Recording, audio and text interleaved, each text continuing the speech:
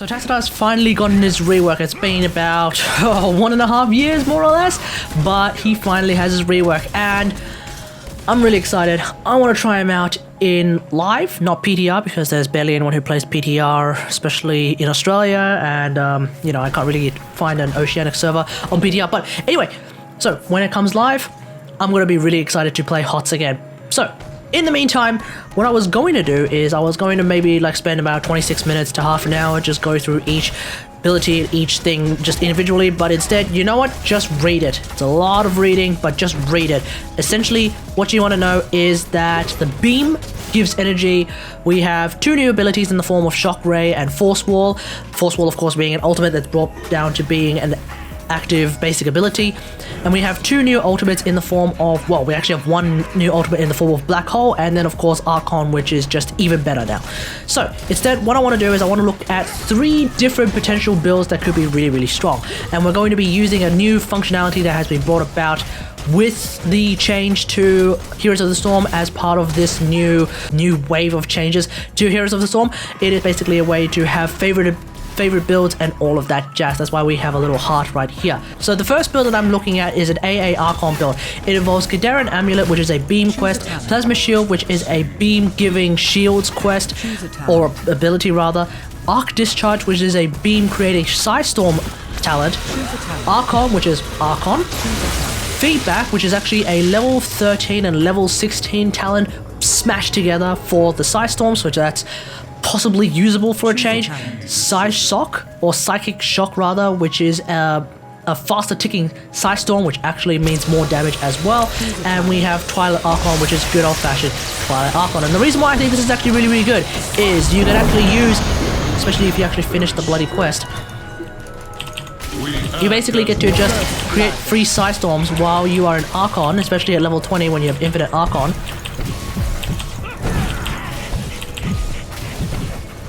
Like so.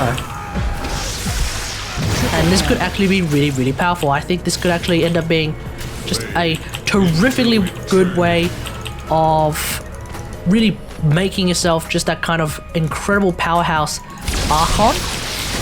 Because not only are you creating free Psystorms, you're still able to use all of your abilities. And the great thing about Archon as well is that anyone who is hit by the Archon beam also loses 20 armor. So that is something that is going to be really, really strong. That's why when I attack like that, I can then use my abilities like so. And because the beam is an AoE that now produces free Psystorms, those Psystorms are essentially doing 20% more damage. So I don't know, like if you're on PTR, give it a go, let me know what you think, but when it comes to live, then I'll have a much better idea of how to use TASSADAR. Also, real quick, don't do what I'm doing, which is using the sort of, what is it called? Using Shock Ray before Psystorm. Use Psystorm before Shock Ray, otherwise the duration it takes to actually cast Shock Ray is going to mean that you might not be able to use both Psystorm and Shock Ray at the same time, which is actually going to be really, really useful for a different kind of build. So this next build is an anti-tank Q build, an anti-tank Shock Ray build. So obviously we're going to be using Static Charge because that's a quest that increases damage. We're using Induction, which is a movement speed bonus when you use Shock Ray. We're using Beam Alignment, which allows you to use Shock Ray even more, provided you can actually hold that Resonance Beam charge. We're going to be using Black Hole just for the hell of it. We're going to be using any of the level 13s is fine. Probably want to use Shadow Walk so that you don't die. Keep in mind that Shadow Walk is no longer invulnerability. It is actually invisibility for your previously E ability. It is now an active. And then we're going to be using Thermal Lance because that is a whopping 8% maximum health as damage for the first hero that it hits. That's going to be really, really powerful, especially against someone like Deathwing. And then for the level 20, it could really be anything, but I think using Force Barrier is probably going to be a really, really good idea, especially since, by the way, Force Barrier and Force Wall actually work on someone like Deathwing, so that is really, really good. Like I said, you can actually use your Force Wall on Deathwing, and if you don't miss, well, you actually get to do a lot of damage. But what we're first going to do is we're going to build up our beam, and by building up our beam,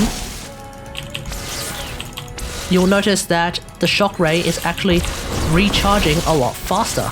And that is really, really good. It's actually recharging at 100% speed. or rather 200% speed, I guess, plus 100% speed. So that is really damn strong, and that 8% damage that you are getting from that level 16 talent, that is what is causing Deathly to die really damn quickly. So definitely go for an anti-tank build, is going to be good, but keep in mind, the anti-tankness only works on the first hero that it hits. That is the main caveat of Thermal Lance. On the first hero it hits. So probably not something you want to use against multiple tank teams. Instead, you'll probably even want to choose a different hero against multiple tank teams. So that's definitely something you want to keep an eye on. But I feel like that's basically the same as it is with a Focus Beam AA build anyway. You don't really want to be using that against multi-tank teams. Instead, perhaps a build that might be a lot stronger against even multi-tank teams is what I'm going to be calling the Ultra Mage build. So we're going to be using Scion Fusion because that just gives extra mana, so that's really, really good. Otherwise, Static Charge is also useful for a build like this as well. We're going to go for Electric Fence just because it's fun to have your Force Wall slow enemies and do damage, so that's really good. We're also going to use Sonic Echo because that's actually going to be a bit of a skill type talent, so that's going to be good. We're also going to use Black Hole because why the hell not? We're going to use literally any of these is fine, probably Oracle or Shadow Walk again for those reasons. But the big thing is that level 16 talent, Executor's Will. This one gives so much value, in my opinion. I think it's going to be, you're going to be really shitting yourself for not taking this, so definitely want to pick that up. And then we're going to use Google Blitz because I think this is going to be a hilariously powerful talent at level 20. And the idea is literally we're going to press 2 and then we're just going to go nuts. And as long as we can keep up our beam, we're basically able to spam our abilities a lot. And that is just something you'll want to be able to practice with. If you can hit, that's good. If you can't, that's fine.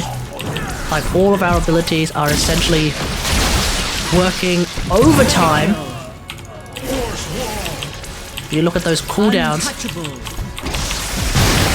and it's because of the power of Executor's Will. All our abilities are regenerating 25% faster, and that includes ultimate abilities, which is kind of what makes this really, really good.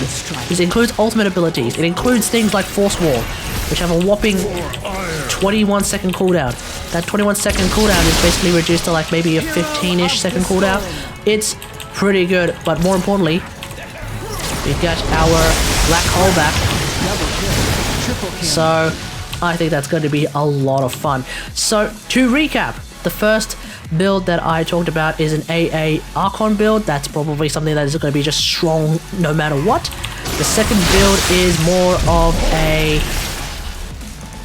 anti-tank Q build, specifically with the power of Thermal Lance. And then this third build that I think I'm going to be having a lot more fun in because it's actually more of a skill-based build probably, is a sort of like Ultra Mage Executor's Will based build that you're just using all of your abilities to do as much damage as you can by spamming them as much as you can. So let me know what you think about all of this in the comments below. Do you think you'll be using TASSADAR? How do you think you'll be using TASSADAR? If you can come up with a more interesting build, especially one that's been tried and tested in PTL, let me know.